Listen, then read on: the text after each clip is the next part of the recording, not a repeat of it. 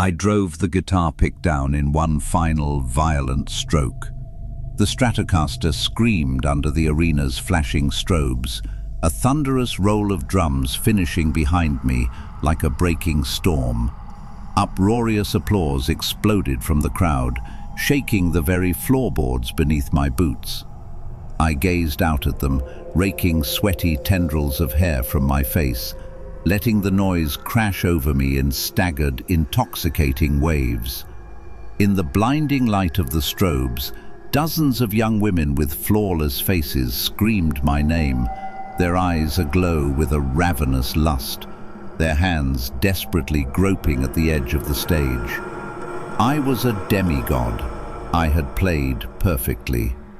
In that singular bleeding moment, I owned the crowd. I owned the world. I looked down at their faces, ready to strike the final chord, and then a startling silence. A blur of white light stole over the world in an instant, sucking the sound out of the universe like a vacuum. I blinked up at the sterile, unforgiving white glow of halogen tubes. For a moment, my brain misfired. I had no idea where I was or who I was. I was sitting reclined in a sleek biomechanical black lounger, my fingers splayed over warm globes of semi-soft blue gel. A cheery, artificial voice cut through the silence. "Time's up. I'm afraid the demonstration only lasts 10 minutes. A thin man wearing a sharp grey suit peeked into my field of view. He wore an expectant, hungry grin, like a spider admiring a fly. "Pretty amazing, right?" he whispered. "Yes," I heard myself say. My voice sounded weak, pathetic. The salesman laughed, and by degrees reality clawed its way back into my skull. I wasn't a demigod. I was Oliver, just another meaningless wage slave for a massive pharmaceutical conglomerate.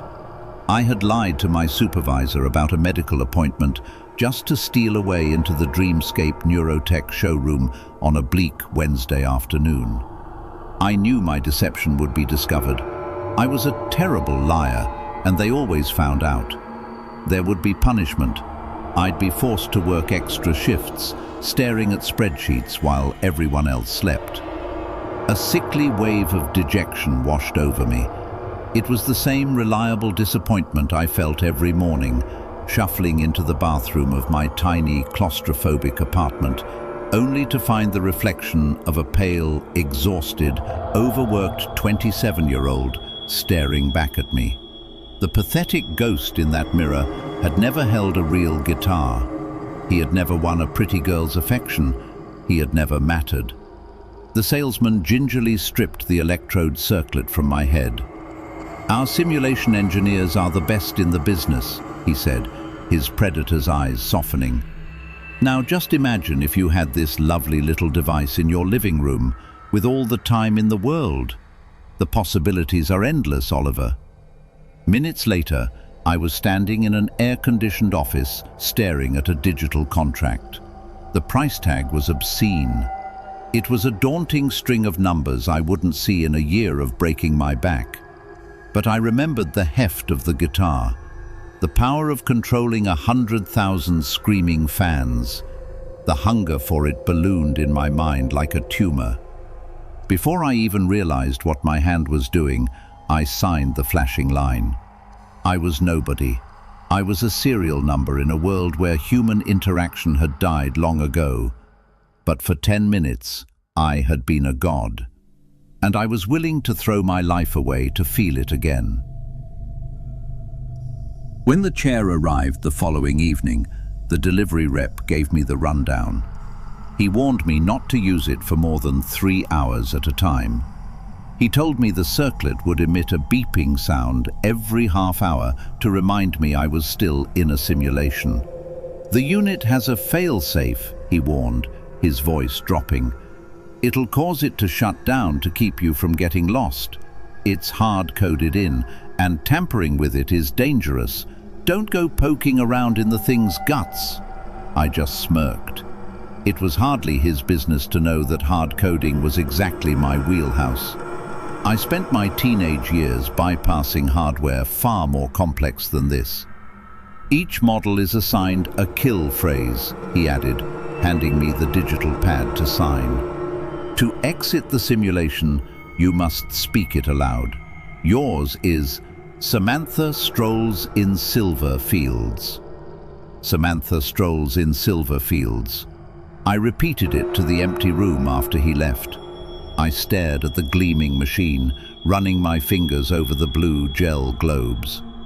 I put the Trode circlet around my head, closed my eyes, and switched on. 3 hours later, I was violently yanked from a deep-sea diving expedition. The failsafe had triggered. I woke up gasping for air in my dark, miserable apartment. I hated it. I grabbed my tools, ripped open the side panel of the pristine chair, and went to work. I gutted the failsafe. I tore out the boundaries. The only thing I couldn't silence was that elusive, persistent beep, what I came to think of as Samantha, gently announcing herself in the back of my mind.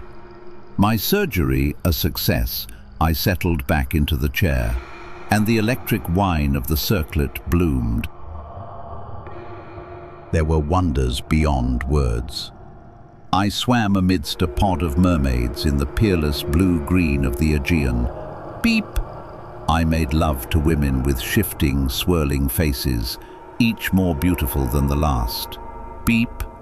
I ate wild strawberries, commanded legions from atop a warhorse, and negotiated peace treaties with alien ambassadors on distant worlds. I was terminated from my job soon afterward. I didn't care. The days passed strangely, time zipping by in machine gun bursts. The blinds in my apartment remained permanently shut, keeping out the toxic sepia sun of the real world. When I wanted daylight, I switched on the machine and spawned a brand new sky. But the money stopped coming. The payments for the chair came due, and I would do absolutely anything to keep my precious blue skies.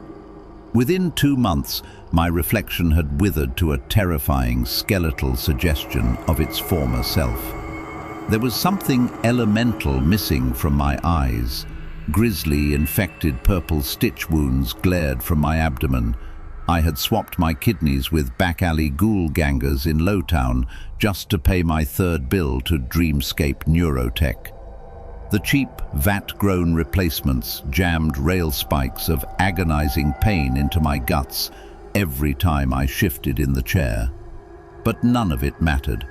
Not in that digital place where I was king, crowned in electrodes and wielding a scepter of blue gel.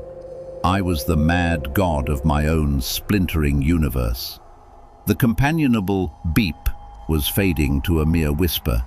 My mind was breaking. And then, the kill phrase escaped me. My fractured brain finally gave way. I stood at the brink of my memory, reaching into the dark for the words, but there was nothing left. The sprawling empires, the screaming fans, the alien skies, they all collapsed, shattering like glass. I found myself wandering, confused and starving, through a swirling snowstorm. The wasteland stretched to the horizon in every direction, an endless rolling sea of mercurial snow that glimmered like chrome and threw back a blinding, merciless sun. Deep in a shadowy corner of my decaying mind, I was vaguely aware that a woman named Samantha was here, somewhere in the vast emptiness, and she was the key to my rescue. Beep, Samantha called feebly. Her voice was strange now, a distorted, bird-like machine noise. It came from everywhere and nowhere, all at once. I spun around frantically, tearing through the silver snow, screaming for her. For a time uncounted, I searched. An hour, an age, 1,000 years. I dragged my ruined body through the forever desert until my legs shattered beneath me. Finally, when I had forgotten all but her name, I could walk no longer. The woman, the machine, had abandoned me. She chirped no more.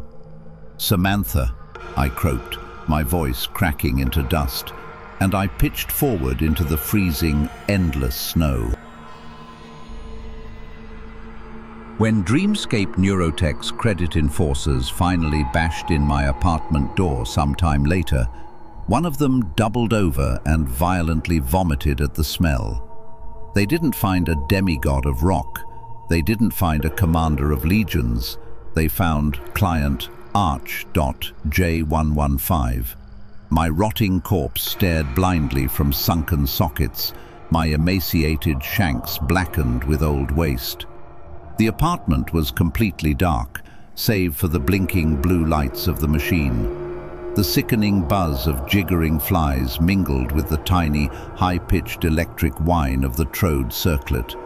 It was still strapped to my decaying head, still powered on, still projecting the pitch-black silence of a corpse's fantasies directly into my dead, liquefied brain.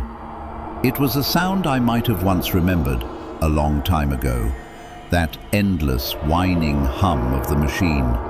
It sounded exactly like going home.